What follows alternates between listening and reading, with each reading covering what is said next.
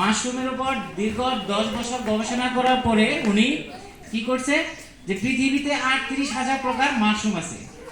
Mushroom তো আমরা চিনি, অনেকে চিনি না? জি। মাশরুম চিনেন না কে কে? মাশরুম চিনেন সবাই? সবাই চেনে। ওই যে ব্যাগের সাথী, কুটার সাথী আমরা যেটা বলি আর কি। আচ্ছা ঠিক আছে। তো এই মাশরুমগুলা 38,000 প্রকারের মাশরুম আছে।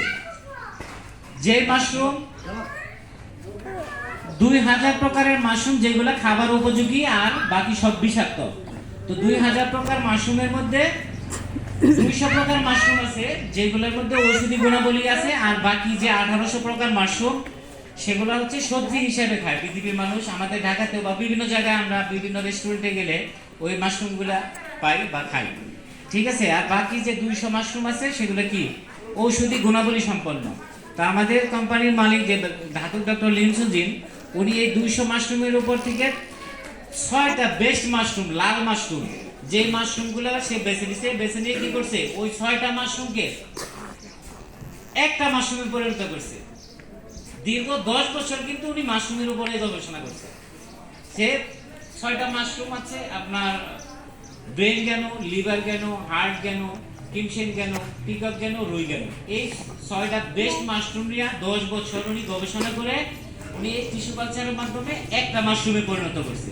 সেটা হচ্ছে কি গ্যানোডার্মা লুসিডিয়াম। এই গ্যানোডার্মা তার মানে কি 6টা মাশরুমের মধ্যে যে গুণাবলী আছে আমাদের ডিএক্সএন এর গ্যানোডার্মার মধ্যে এক মাশরুমে ওই সেম গুণাবলী আছে। তো মাশরুমের কাজটা কি আসলে, মাশরুম আমরা কেন খাবো? আমি কিছুক্ষণ আগে একটা জিনিস বলছি যেটা হচ্ছে একটু দেখায় মাশরুমটা।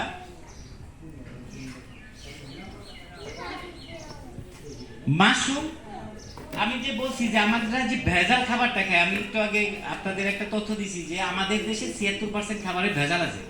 যে ভেজাল খাবার খাওয়ার কারণে যে আমাদের টক্সিন বডিতে মানে ধারণ করে যে টক্সিনগুলা, সেই টক্সিন কি করে আমাদের বিভিন্ন আমাদের কোষ আছে শরীরে, ট্রিলিয়ন কোষগুলোকে কি করে অসুস্থ করে, ড্যামেজ করে।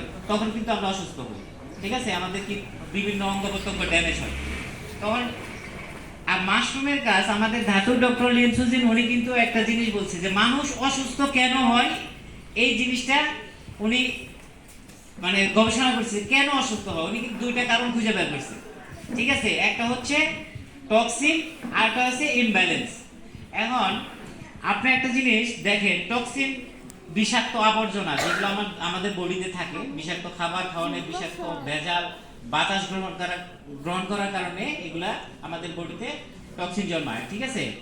আর ইমব্যালেন্স যেটা বুঝি আসলে আমাদের যে খাবার দাবারে কোনো ব্যালেন্স থাকে না, আমরা সঠিক খাবার খাইতে পারি না।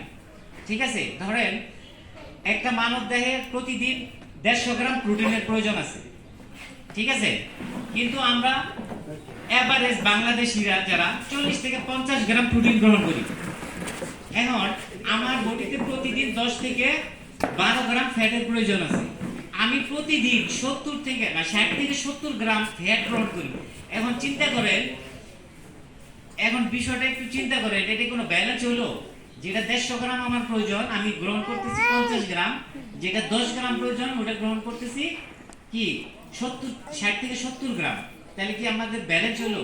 অবশ্যই না। তো যেহেতু আমাদের বডিতে ইমব্যালেন্সের কারণে আমরা অসুস্থ হই, তো 2টা কারণ তিনি খুঁজে বের করছে। তো এর জন্য তিনি একটা জিনিস আবিষ্কার করছে যেটা মাশরুম, যে খাবারটা খাইলে আমাদের বডি ব্যালেন্স থাকবে এবং আমাদের বডিতে যে টক্সিন আছে টক্সিনগুলোকে রিমুভ করবে। তো এই যে এখানে 2টা মাশরুম, একটা মাশরুমই এটা প্রাপ্তবয়স্ক 90 দিনের মাশরুম, যেটাকে বলা হয় আপনার আরজি গ্যানোসেলি, সরি ঋষি জ্ঞান, আর এটা হচ্ছে আপনার জিএল গ্যানোসেলিয়াম। এই 2টা একই মাশরুম।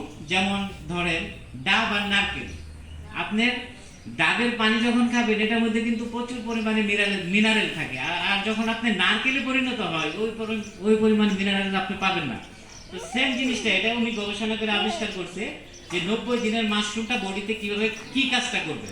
তো এই মাশরুমটা যখন আপনি খাবেন, সেবন করবেন, তখন আপনার বডির যে টক্সিনগুলো আছে টক্সিনগুলোকে রিমুভ করবে পায়খানা প্রস্রাব ঘামের সাথে। আর এই মাশরুমটা যেটা, এটা হচ্ছে 18 দিনের মাশরুম, এটা আপনার বডিকে ব্যালেন্স করবে। যে নিউট্রিশন কম আছে সেটাকে ব্যালেন্স করবে, যেটা বেশি আছে ওটাকে ব্যালেন্স করবে। এই দুইটার দুই রকমের কাজ আছে। তাহলে এই দুইটা মাশরুম যদি আমরা নিয়মিত খাইতে পারি তাহলে আমাদের পক্ষে সুস্থ থাকা সম্ভব, এবং আমাদের যে অসুস্থ এবং কোষগুলো আছে আমাদের দেহে সেই কোষকে কি করবে, অসুস্থ কোষকে কি পুনরুজ্জীবিত করবে, সুস্থ করবে কাজ করার জন্য। আমাদের বডির যদি সেল সুস্থ থাকে তাহলে আমাদের বডির প্রত্যেকটা অর্গান সুস্থ থাকবে।